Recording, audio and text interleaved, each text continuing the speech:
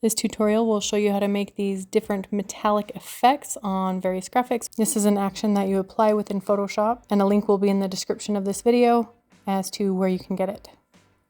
First of all, how to get it into your Photoshop. Once you download the action file, you can see here in this Photoshop, it's not there yet. You will simply go to open it within Photoshop, go to your downloads, open it there, and it will pop right up. And you can see the menu of 6 different actions. Now, technically, you can apply it to this whole folder with the 3 different graphics, but as you can see here, there's a bit of a Goldilocks situation depending upon the thickness of the line art that you are using. Obviously, things like resolution and just overall size, there's a lot of variance, so I'm going to show you how to adjust it to get the perfect look for your preferences and depending on your project. So I'm going to remove that effect, then apply it, just clicking on it, hitting that play button down below for each individual image here. And then within the layers menu, I'm going to look at the effect here and double click on the effect that I want to change, which we're going to start with the drop shadow of the gold text because that's pretty far away from where I want it to be.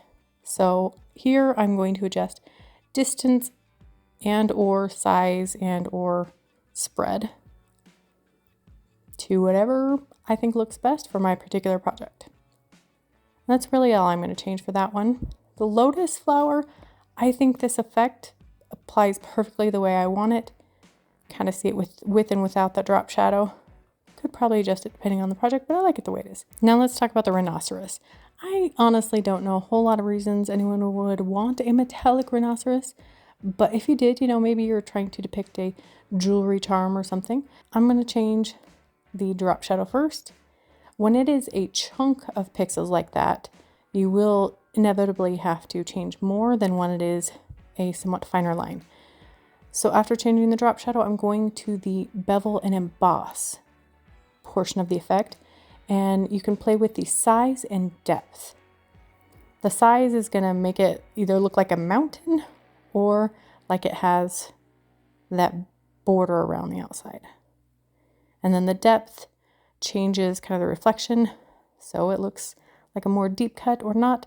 Those are really the only 2 that I fuss with right there. It kind of bugged me a little bit that the highlights on the top were kind of melding with the background. So again, I just tweaked the drop shadow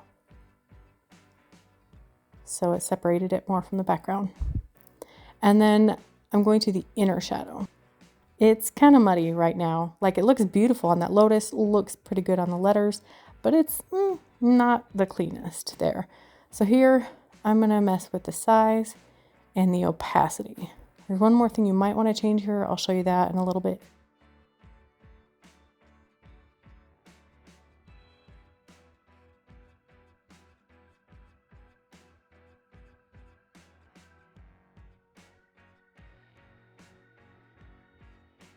What do you think? I think I like all those for some undescript, unplanned project that I might have for any of those specific graphics. I'm going to show you the brass. We're going to do that sped up.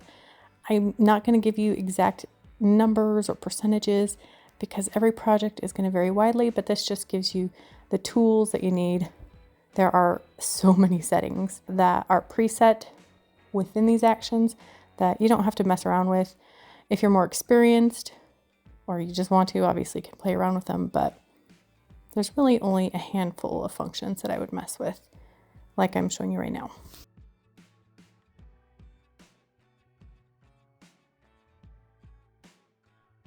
Now the copper, this is where I'm going to show you something a little bit different, but in general, I'm going to mess with that drop shadow because it is a big chunk of pixels, not finer line art. I'm going to adjust that bevel and emboss with the size and the depth. I'm going to go to the inner shadow and I'm going to play with the opacity and the size, but I'm going to do one more thing on this menu, and that is the noise. You can make these a little bit more textured or a little bit more smooth, and honestly, I like a little texture on the golden brass, but that copper looks nice. Looks super polished.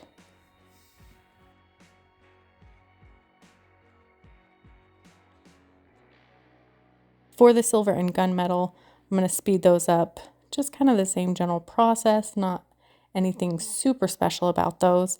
The black, I will show you, it's the black sheep of the group. So the black, I'm going to apply the effect, and for the most part, you're not going to really even notice it's there unless I zoom in. So your usage and your individual project is going to vary a lot, but I will show you the original purpose for it.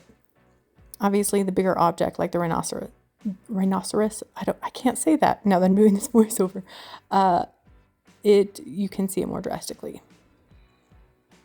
The letters, you really can't see it at all. But the lotus, if you zoom in, turn the effect on and off, you can see that subtle texture, that 3D effect to it.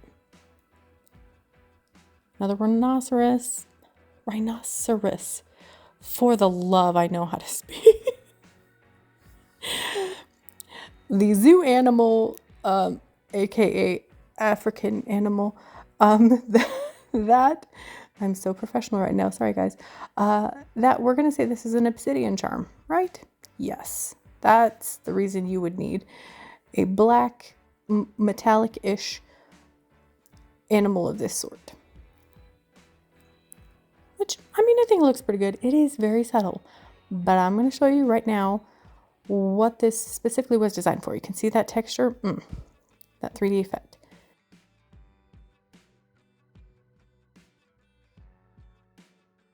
This was meant for, I believe it's pronounced leading, might be leading, stained glass. This is a book cover. If you don't know, I'm also an author and I dabble in graphic design. I'm completely self-taught, and I use the silver effect for the text there.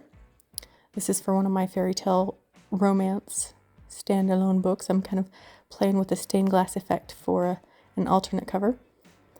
If you go to the black lines, all the borders, if you take off the effect, they are just solid black lines. They're flat, they're matte, but when you apply that pops. It gives them just that little extra 3D, the light's catching on them. It looks a lot more like stained glass. So that's something it can be used for, or whatever you want. Leave me comments down below if you have any questions. And if you like other crafting, cooking, creative things, I'm a gal with ADHD, so I have tons of different interests, not just graphic design. Check out my channel and some of my other videos. Have a great day and happy designing!